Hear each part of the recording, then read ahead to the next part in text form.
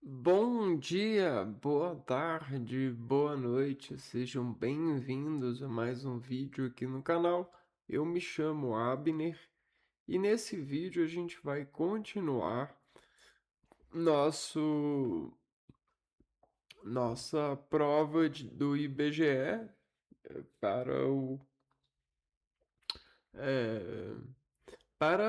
é, o concurso que vai ter agora, né, de 2026. Ahn, vai acontecer dia 22 de fevereiro, se eu não me engano. E aí a gente já está fazendo simulados. Aqui no canal a gente já tem vídeos estudando todas as matérias. E é isso, né? Vamos lá continuar fazendo a prova. Esse vídeo é parte 2. Então, vamos ver aqui. É, hum,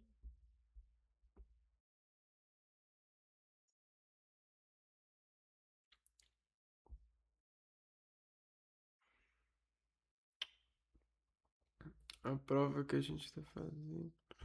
Essa daqui, ó. A gente parou nessa questão.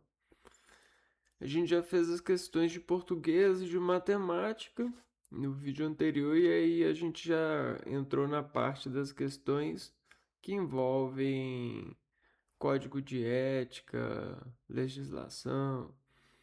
Aqui, ó. Próxima questão é essa daqui. Leia abaixo o artigo 17 do Código de Ética Profissional do Servidor Público do Instituto Brasileiro de Geografia e Estatística. Ó, 17.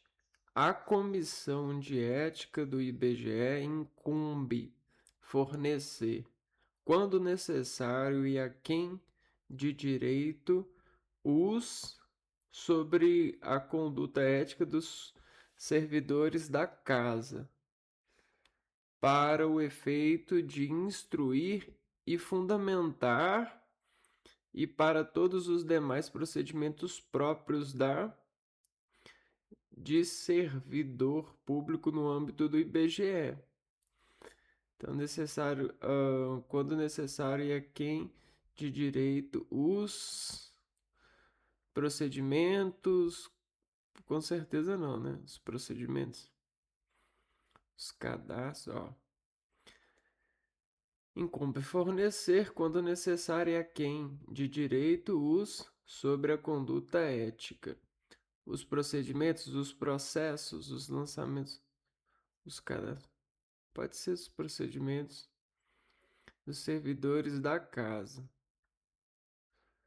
Os processos sobre a conduta ética. Os lançamentos, acho que esse aqui não. Os registros sobre a conduta ética para o efeito de instruir e fundamentar penalidades e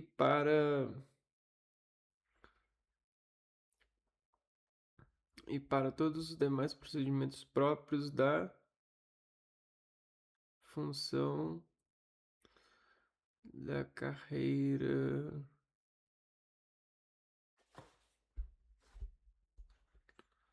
É, vamos ver então. Demais procedimentos próprios da função de servidor público, do cargo de servidor público, da carreira.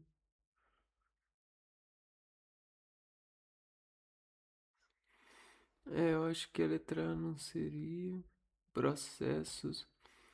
A quem de direito os processos sobre a conduta ética dos servidores da casa para o efeito de instruir e fundamentar sanções e para os demais. Acho que progresso e ocupação. Acertamos, né? Registros, promoções e carreira.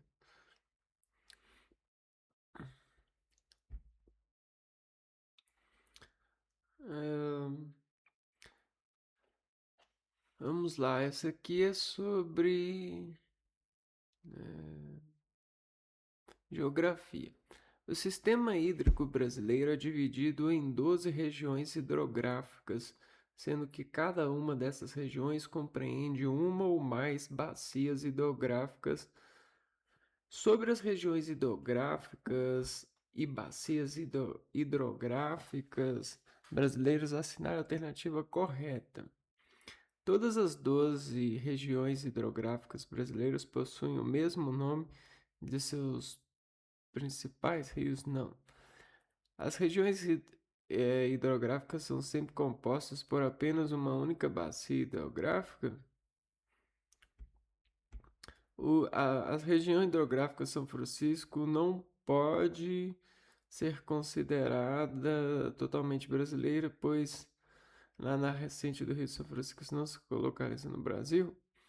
A bacia hidrográfica é uma área geográfica composta pelo rio principal e seus afluentes, e delimitada pelos divisores de águas formados pelo ponto mais alto do relevo. A região hidrográfica amazônica é uma das poucas que se localiza inteiramente no Brasil. Não. Então, eu vou chutar essa daqui. É isso aqui, ó. Correta.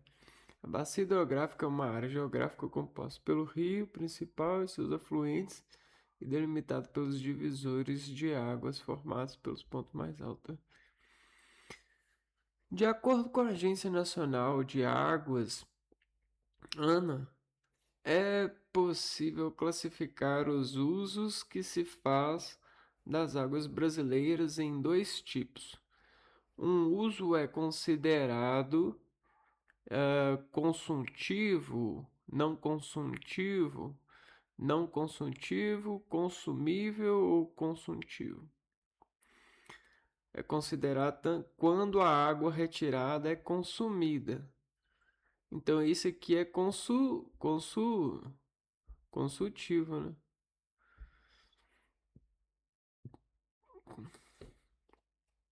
No uso doméstico e de irrigação agrícola, por exemplo. Os usos da água, como a navegação e a pesca e o turismo, não afetam diretamente a quantidade de água local, embora dela dependam. São exemplos do uso não consultivo, né? Ou é não consumível, consultivo. Consumível. A primeira é consumível e a segunda não consultivo. Eu acho que letra E, né? Consultivo e não consultivo. O mapa abaixo mostra a localização de uma bacia hidrográfica do Brasil. A São Francisco, né? Rio São Francisco. É o Rio São Francisco. Faz parte do relevo brasileiro, planícies, planaltos, serras, tabuleiros ou planaltos. Acho que é planaltos, né? São terrenos mais antigos, relativamente planos, situados em altitudes mais elevadas. São áreas essencialmente planas.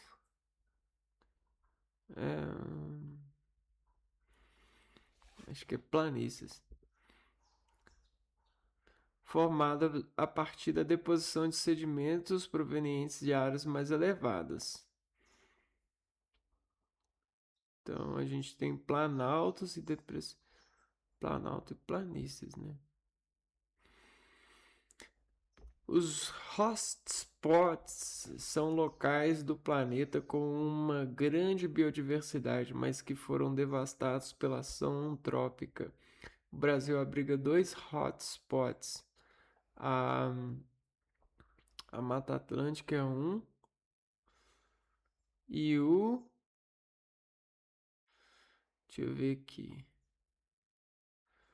Pampa, Cerrado. Acho que é a Mata Atlântica e o Cerrado. Com uma grande biodiversidade, mas que foram devastados pela ação antrópica. ou seja, ação do homem, né? Com certeza a Mata Atlântica é uma, então eu vou cortar todas que não tem Mata Atlântica. E agora entre o Pampa e o Cerrado, eu tô por Cerrado. A Mata Atlântica e o Cerrado são hotspots. Entre o janeiro e maio de 2023 foram desmatados mais de 3.320 quilômetros quadrados do Cerrado, um aumento de 27% em relação ao mesmo período do ano passado. É muita coisa. Enquanto o Cerrado bateu recordes de destruição nos primeiros 5 meses de 2023, o desmatamento na Amazônia Legal caiu 31% na comparação com o mesmo período do ano passado. Ao total, 110 milhões de hectares de vegetação natural do bioma, 49% do total, já foram removidos, sendo substituídos pelo cultivo extensivo de commodities agrícolas. A respeito do desmatamento no bioma cerrado, assinala a alternativa incorreta. A produção de determinadas commodities agrícolas ocorre em áreas desmatadas do cerrado. Correto. Nos primeiros 5 meses do ano atual, o cerrado teve a área desmatada de mais de 3.320. Ó, foram desmatados. Foi isso, é isso mesmo. Apesar do aumento do desmatamento do cerrado no ano de 2023, mais de 70% de sua vegetação natural está preservada. É errado, né?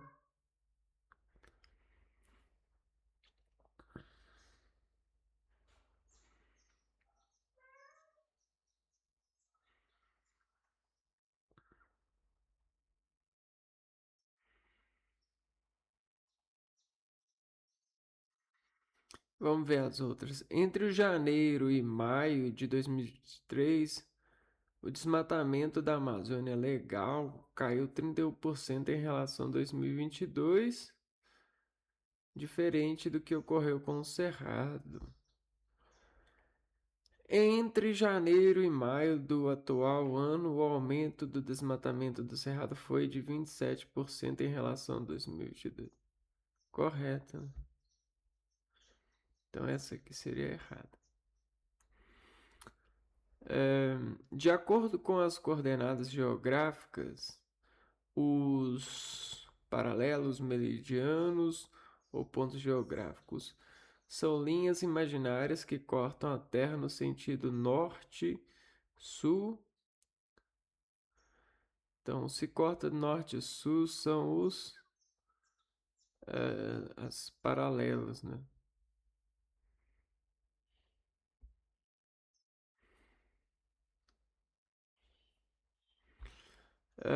Os são linhas imaginárias que circulam a Terra no sentido leste-oeste. Sinal alternativo que preenche correto. Espera aí.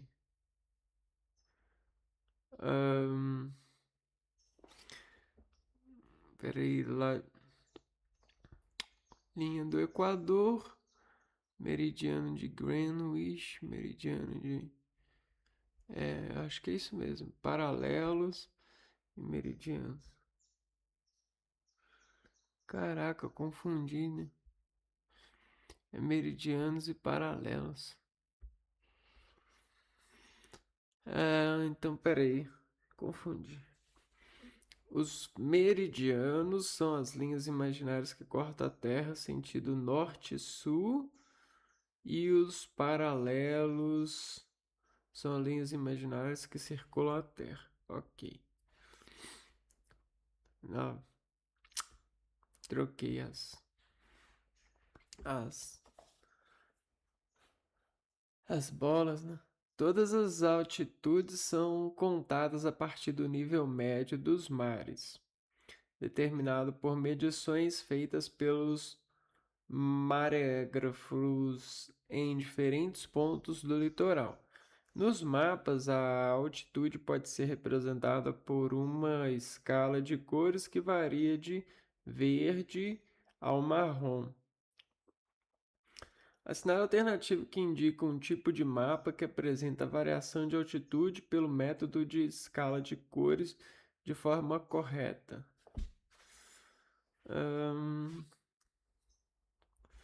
Hidrográfico, político, administrativo, histórico, ipsométrico ou atitudinal. Ipsométrico.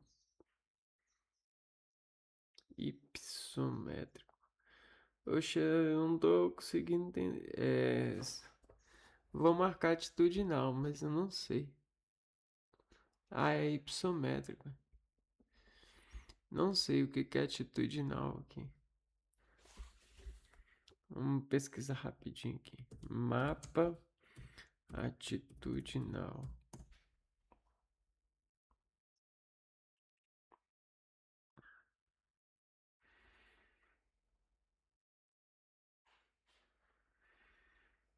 Hum,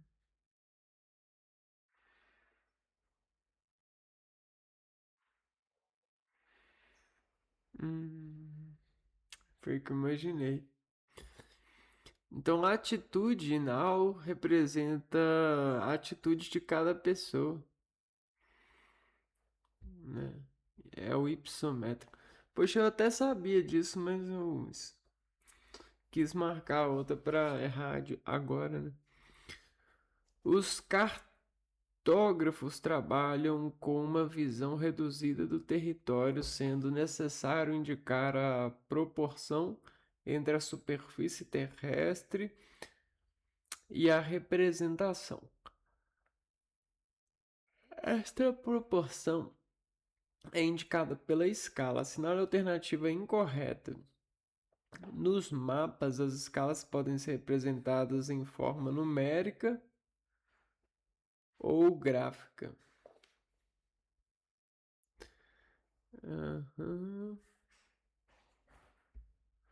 Atualmente, com o uso do sistema de posicionamento global GPS, a representação da escala deixou de ser um elemento obrigatório nos mapas. A escala numérica indica a relação entre dimensões de espaço real e espaço representado por meio de uma proporção numérica. A escala numérica ou gráfica representa a relação entre a medida de uma porção territorial representada no papel e sua medida real na superfície, certo, né? Porção territorial representada no papel e sua medida real. A escala gráfica é a representação gráfica de distâncias do terreno sobre uma linha reta graduada. Gráfica. Eu acho que essa aqui que tá errada. É. Representação de escala deixou de ser. Não, não deixou, né? Essa que a gente já respondeu. Meridiano. No sistema de coordenadas geográficas, os paralelos nos indicam que é a distância em graus da linha do Equador até o paralelo de um determinado lugar. A é a distância em graus entre o meridiano. Então, latitude é longitude e latitude, né?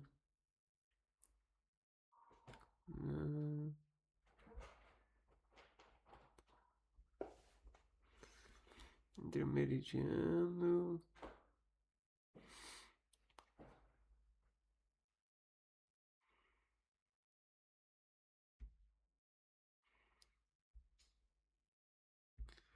Peraí. Sistema de coordenadas, os paralelos indicam a que é a distância em graus da linha do Equador. A latitude, a meridiano. Acho que aqui é latitude e longitude, né?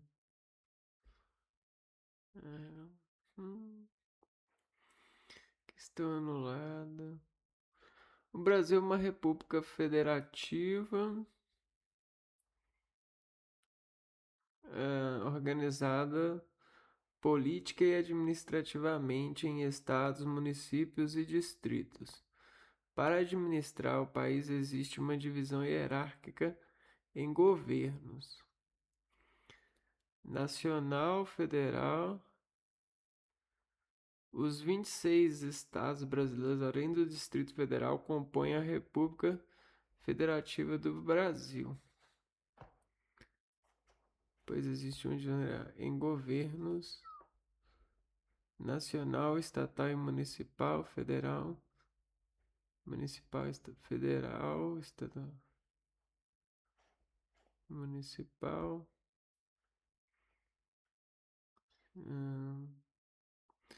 federal, estadual e municipal. Deixa eu ver sobre o que? Astronomia, geografia. Já na antiguidade, os seres humanos observavam o céu e, por meio dos corpos celestes, estabeleciam pontos de orientação e direção. Com base na trajetória do Sol, ou melhor, no movimento de translação do Sol, foram estabelecidas as direções cardeais norte, sul, leste e oeste. O leste é onde o Sol nasce pela manhã e o oeste é onde o Sol se põe. Então, assinala o movimento de, acho que translação, né? Translado. Não, momento, no movimento aparente. Deixa eu ver aqui os comentários. O que chamamos de trajetória do Sol no céu é, na verdade, um movimento aparente. Isso significa que não é o Sol que se move, mas sim a Terra que gira em torno de si mesmo. Ah, entendi.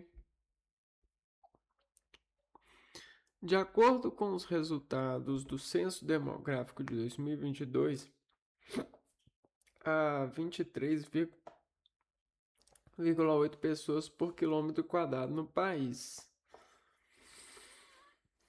Com o aumento da população entre 2010 e 2022, atingindo o total de 203,1 milhões de pessoas,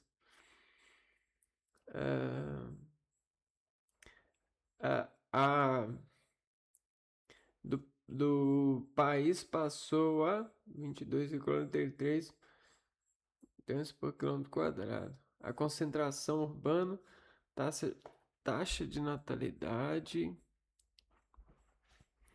taxa de fecundidade, densidade demográfica, crescimento vegetativo, densidade demográfica. Questão anulada. Conforme o Censo Agropecuário de 2017, considerando 100% das propriedades e 100% da área agropecuária do país, 81% são propriedades de até 50 hectares, pequenas fazendas, e ocupam apenas 12,8% da área agropecuária total no Brasil. No outro extremo, apenas 0,3% do número total de propriedades agropecuárias tinham mais de 2.500 hectares, grandes fazendas, porém chegavam a ocupar 32,8% da área total dos estabelecimentos agropecuários do país. Esses dados revelam um antigo problema do espaço rural brasileiro. Sobre isso, assinale a alternativa correta.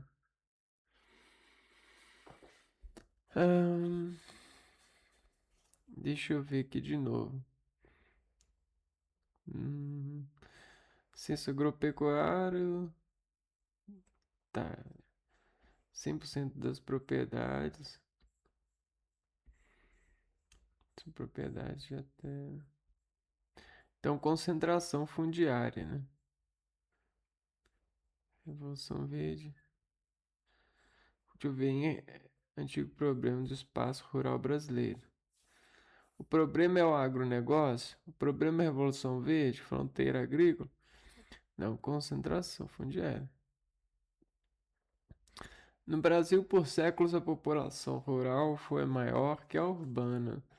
Com a industrialização e as condições precárias da vida no campo, as pessoas saíram do campo em direção às cidades em busca de emprego nas fábricas. Esse fenômeno migratório é denominado de êxodo rural. Em 2021, considerando-se a linha da pobreza monetária proposta pelo Banco Mundial, a proporção de pessoas pobres no Brasil era de 18,6% entre os bancos e praticamente o dobro entre os pretos. Então, pessoas pobres entre os pardos, mais da metade dos trabalhadores. Peraí. 18,6% entre os brancos e praticamente o dobro entre os pretos, 34,5%, e entre os pardos, 38,4%. Mais da metade, 53,8% dos trabalhadores do país em 2021 eram pretos ou pardos. Mas esse grupo somado ocupavam apenas 29,5% dos cargos gerenciais, enquanto os brancos ocupavam 69% deles. Assinale a alternativa que indica corretamente o problema social brasileiro, representado pelos dados do IBGE. Comunidades periféricas, desemprego estrutural, desigualdade social por cor ou raça no Brasil, elevada taxa de mortalidade infantil ou queda de produto interno bruto. Desigualdades sociais por cor e raça no Brasil. É possível dividir a agricultura da região amazônica em dois tipos: a realizada em fronteira agrícola, latifúndios, mata dos cocais, pequenas propriedades, unidades de conservação, com produção de alimentos como mandioca, feijão, milho, e é realizada em fronte pioneira, minifúndios, mata do igapó, grandes propriedades ou fronteira agrícola, com produção que se destina à indústria de exportação, pequenas e grandes propriedades. A produção ou da commodity agrícola, agricultura familiar ou agronegócio corresponde ao conjunto de atividades envolvidas na produção agropecuária. Sob o comando de grandes grupos agroindustriais e financeiros, também comercializava insumos, sementes, fertilizantes, máquina e equipamentos. No Brasil, a pecuária, a agricultura familiar, agronegócio, latifúndio ou agricultura familiar. Produz 70% dos alimentos consumidos pelo brasileiro.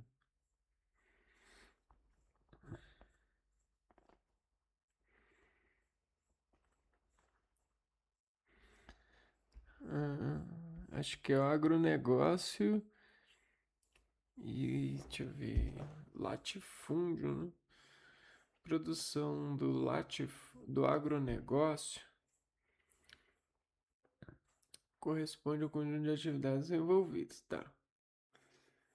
No Brasil, o latifúndio ou a agricultura familiar são os alimentos consumidos pelos brasileiros. Latifúndio ou agricultura familiar? Essa informação eu não tenho muita. O latifúndio. Poxa, eu acho que é a agricultura familiar. É a agricultura familiar.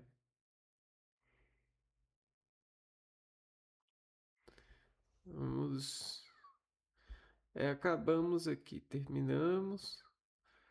Vamos ver aqui agora as que erramos, né?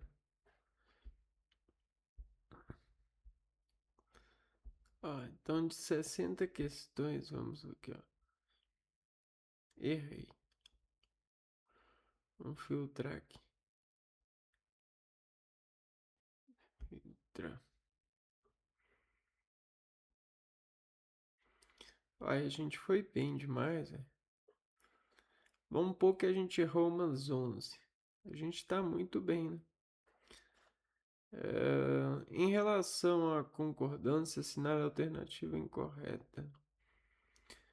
Então vou deixar esse vídeo das questões que eu errei para o próximo vídeo. Até para dar um pouco de descansada e beber uma água aqui e tal, né? Então é isso, pessoal. Eu espero que vocês tenham gostado. Eu vou ficando por aqui. A gente se vê no próximo vídeo. Um abraço para vocês e fui!